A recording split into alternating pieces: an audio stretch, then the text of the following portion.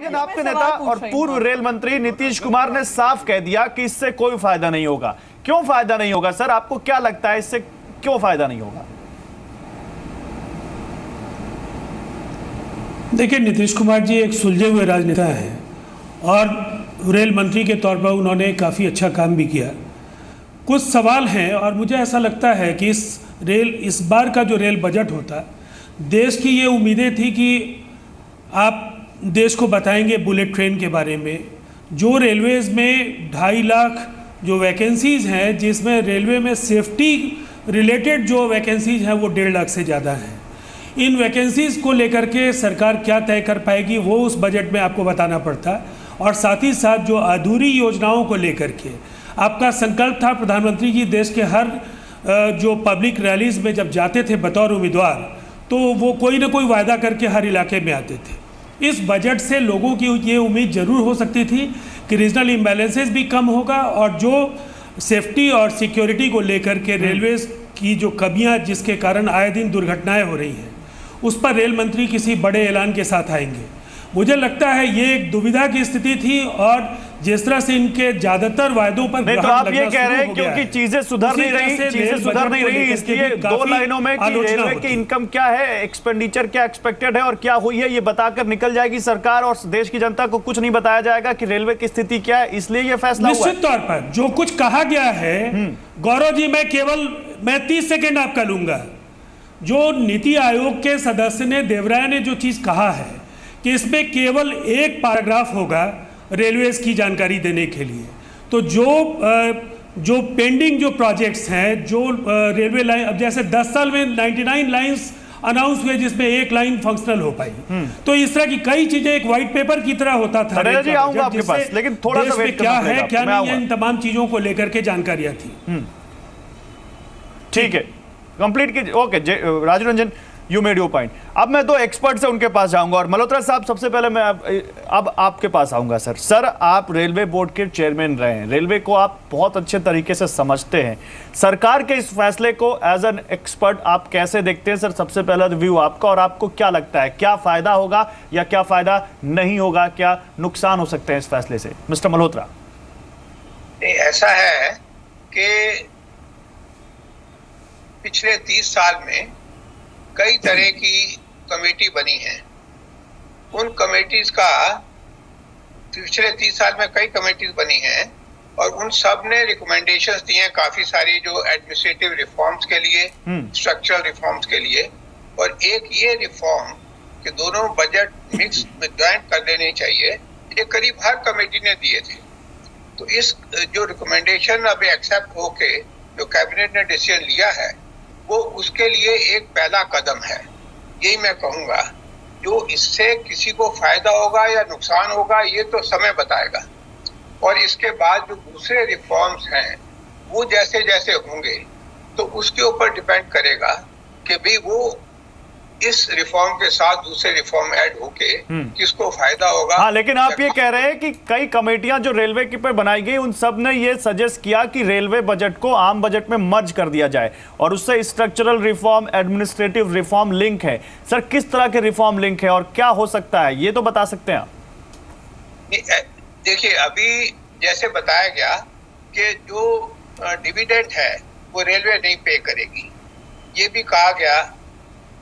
अभी तक क्या था कि डिविडेंड रेलवे पे करती थी सेंट्रल गवर्नमेंट को, और सेंट्रल गवर्नमेंट एक बजट सपोर्ट देती थी रेलवे को। तो वो एक इधर की जेब से पैसा उस जेब में जाता था, और उस जेब से पैसा इधर आता था। अब जब बजट दोनों एक हो गए तो वो जेब भी एक ही हो गई, तो इस वजह से वो पैसा जो इधर से इधर, इधर से उधर जाता था, वो अब नहीं जाएगा। ठीक है, अब ये होगा कि जो फाइनेंस मिनिस्ट्री है उसको अपना बजट बैलेंस करना पड़ेगा। चलिए, मतलब इसका मतलब ये है कि माली हालत सुधरने के चांसेस ज्यादा दिखते हैं अब बजट मर्जर के बाद रेलवे की। मैं डॉक्टर अरविंद प्रसाद आपके पास आऊंगा। आप इकोनॉमी को अच्छे तरीके से समझते हैं, फाइनेंशियल तकनीक को अच्छे तरीके से समझते हैं, टेक्नोलॉजी को अच्छे तरीके से समझते हैं। सर, सवाल ये है कि क्या वाकई आपको लगता है कि मर्जर के बाद रेलवे, क्योंकि डिविडेंड पे नहीं करना पड़ेगा, फंड जुटाने के तरीके आसान होंगे रेलवे को अपने प्रोजेक्ट्स के लिए? रेलवे जो कहा जाता है कि करीब 90 से 92 पैसे वो 100 पैसे कमाने के लिए खर्च कर देते हैं, उसमें सुधार आएगा सर? देखिए, कुछ बातें तो स्पष्ट रूप से है जो कि फायदे होंगे, जैसे 10,000 डिविडेंड की बातें हुई, प्रोजेक्ट के चयन में राजनीतिकरण कम होगा क्योंकि रेलवे बजट अलग से पेश करने से सभी की अपेक्षाएं रहती थी इधर रेलवे लाइन चलाए जाएं, इधर मैन्युफैक्चरिंग हो। तो वो तीसरा जो फंड रेजिंग में और कुछ बाकी चीज़ें जो है, ये पूरे रिकमेंडेशन का एक पार्ट है। ये देवराय कमेटी ने 10 रिकमेंडेशन मूलतः से किए हैं। तो बाकी रिकमेंडेशन को कैसे लागू किए जाते हैं, मूलतः जैसे प्रियंका जी ने रेज किया कि किराए बढ़ाए जा रहे हैं, रेलवे एक तरफ से कहती है उन्हें पैसेंजर किराए पे नुकसान होता है, तो किराए निर्धारण के क्या तरीके होने चाहिए, क्या सही किराया है, और उसके लिए सरकार का एक प्रपोज रेगुलेटरी बॉडी बनाए जाने की आवश्यकता है, जिससे कि ये राजनीतिक तौर पे नहीं कहा जा सके कि किराया कम है या ज़्यादा है। एक साइंटिफिक तरीके से इकोनॉमिक आधार पे, मार्केट अध्ययन के आधार पे ये कहा जा सके। दूसरा जो महत्वपूर्ण रिकमेंडेशन है वो फंड रेजिंग का है। जो नए नए प्रोजेक्ट्स लिए जाने, तो देवराय कमेटी ने यह भी कहा है कि जो कमर्शियली वायबल प्रोजेक्ट है अभी उस पर नहीं ध्यान दिया जा रहा है, ऐसे प्रोजेक्ट्स को मार्केट से फंड नहीं सर, लेकिन क्योंकि इसको सीधे आम आदमी से जोड़ते हैं, इतनी टेक्निकलिटीज आम आदमी को समझ में नहीं आती है। आप क्योंकि विशेषज्ञ हैं सर, आम आदमी को इससे फायदा होने वाला है कि नहीं? देखिए, आम आदमी को हम सिर्फ किराए के संदर्भ में देखेंगे, नहीं दूसरे तरीके से उसको अच्छे स्टेशन मिलेंगे, अच्छे स्टेशन मिलेंगे, अच्छी मिलेगी, स्पीड हाई स्पीड के ट्रेन मिलेंगे, सुविधा से ट्रेन मिलेंगे, रिजर्वेशन मिलेंगे, जब चाहेंगे तब सीट मिल जाएंगे, उसी को हम अच्छा कह पाएंगे। बिल्कुल। अभी कई बार हम हैं कि टिकट तो कम है लेकिन हमको टिकट जाने के लिए टिकट ही नहीं मिलता है, तो क्या ये अच्छी स्थिति है? हो सकता है टिकट का दर कुछ बढ़ जाए लेकिन जब हम जाना चाहें उसमें टिकट मिल जाए, ये भी एक सुविधा ही है। तो नए नए एरियाज में नए, इसी तरह सबसे बड़ा जो फायदा हम देख रहे हैं कि जब ये नेशनल बजट का पार्ट हो जाएगा तो नेशनल प्रायोरिटी का पार्ट हो जाएगा। मैं आ रहा हूं राजू रंजन। जैसे आपका सागरमाला है, शिपिंग इंडस्ट्री से रिलेटेड है, वाटरवेज है, एयरवेज है, रोड ट्रांसपोर्ट है, तो एक इंटीग्रेटेड ट्रांसपोर्ट पॉलिसी के तरह रेलवे को भी देखा जा सकेगा और रेलवे के प्रोजेक्ट्स भी अन्य प्रोजेक्ट्स जो हैं एक्सपर्ट्स की नजर में ये एक वेलकम स्टेप है। राजू रंजन, आपकी बात? नहीं, मैं बस ये कह रहा था, अभी डॉक्टर अरविंद प्रसाद जी ने जो एक राय रखी वो भी काफ़ी अहम है, लेकिन हिंदुस्तान में जो फ्लेक्सी टिकट का जो एक नया जो ये फैसला भारतीय रेल ने लिया, या जिसकी वजह से कई बार आपको एयर टिकट्स के मुकाबले ज़्यादा आपको ट्रेन का किराया देना पड़ेगा। हिंदुस्तान में 2014-15 में 822 करोड़ पैसेंजर्स ने ट्रैवल किया रेलवेज में, और इनमें एक बड़ी आबादी है जो कम से कम किराए में रेलवे की सवारी करते रहे हैं, और वैसी स्थिति में इस तरह के ऑप्शंस सभी आर्थिक समूहों के लिए संभव नहीं है। हमारा ये मानना है कि रेलवेज के अंदर कई ऐसी चीज़ें हैं, जैसे आज आप एफडीआई को लेकर के भारत सरकार का जो रुख है, जो ताज़ा बयान है, उसमें भी कई तरह के क्लैरिटीज़ नहीं है।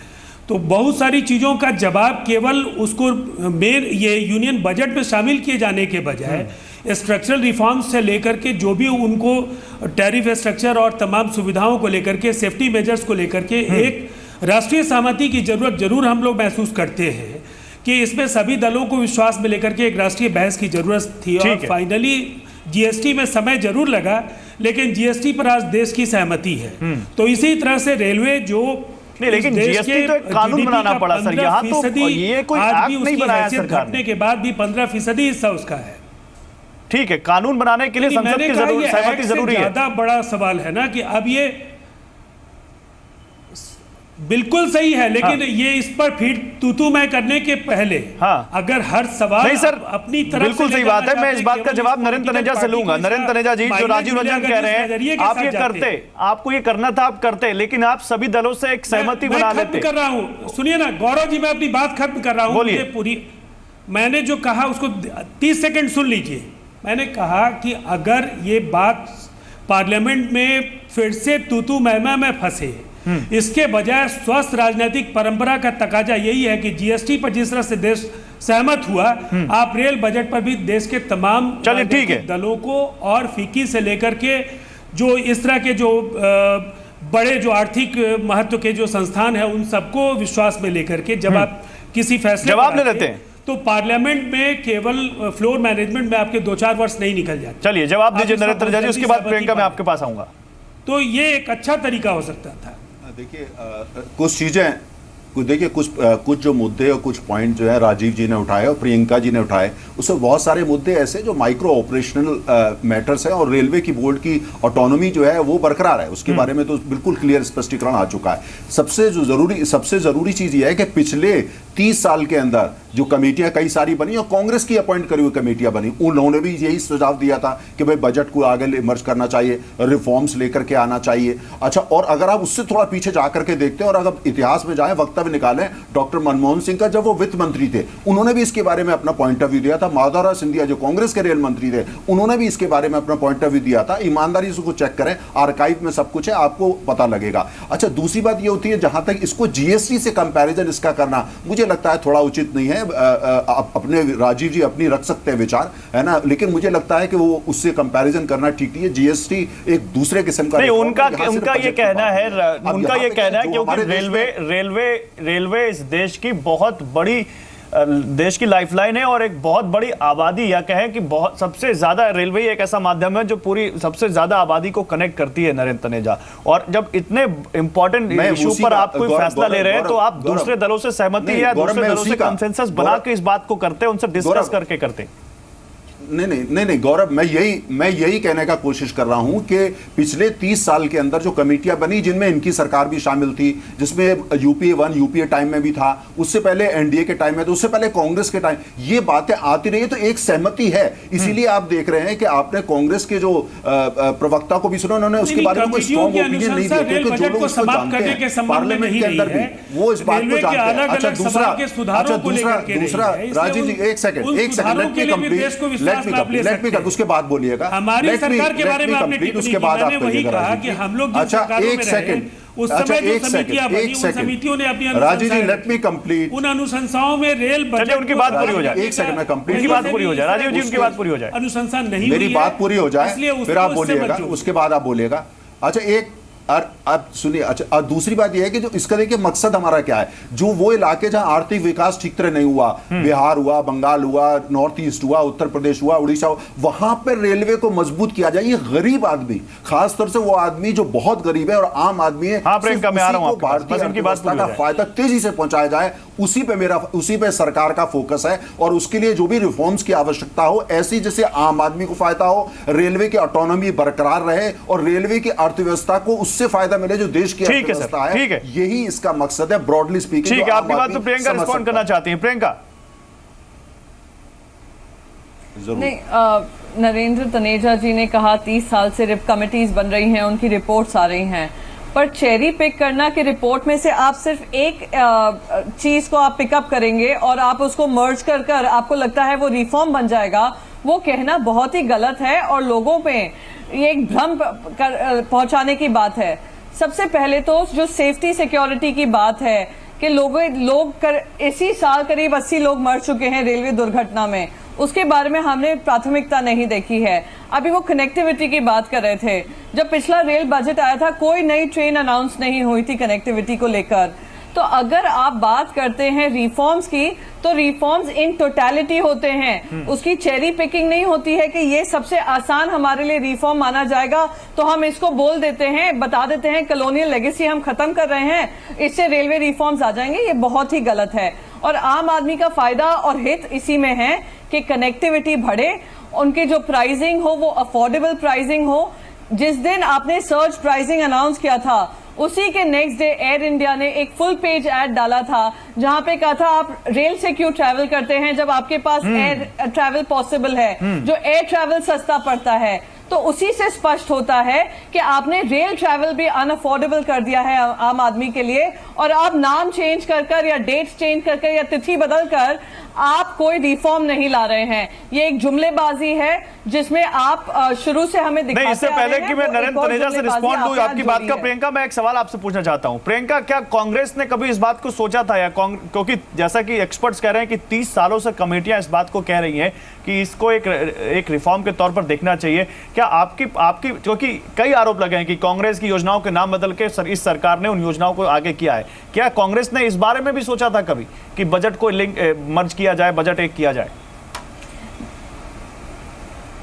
नहीं, देखिए, ये सोच कोई गलत नहीं है कि एक मर्ज करने की बात हो। अगर किसी तरीके से रेलवेज का फायदा हो रिफॉर्म्स कर तो अभी भी हम कह रहे हैं कोई सोच गलत नहीं है, विचार गलत नहीं है।